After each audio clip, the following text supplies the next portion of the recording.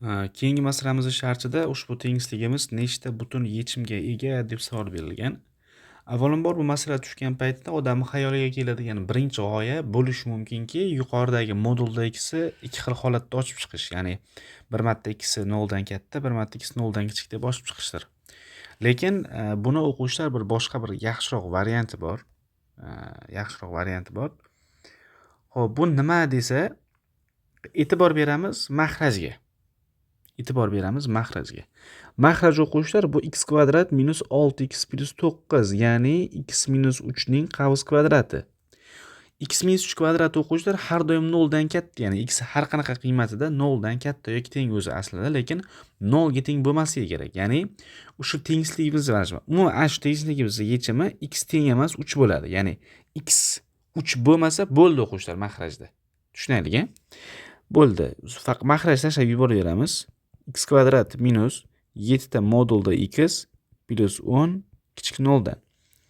Modulda x'i agar men a deb belgilab oladigan bo'lsam, a kvadrat minus 7 ta a plus 10 kichik 0 dan bo'ladi o'quvchilar.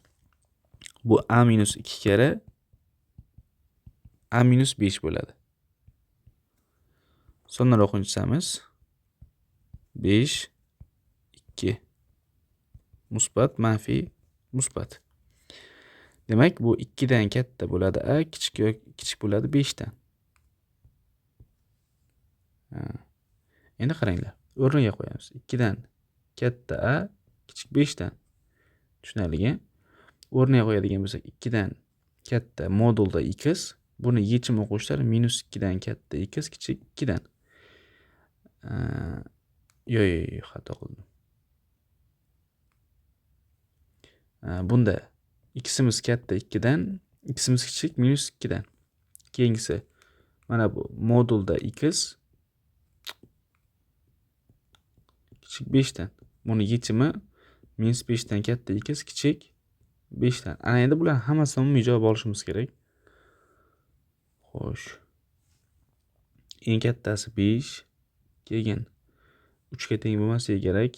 2 bor, minus 2 bor, minus 5 bor. X minus 2 dan katta, 2 dan katta, minus 2 dan kichik.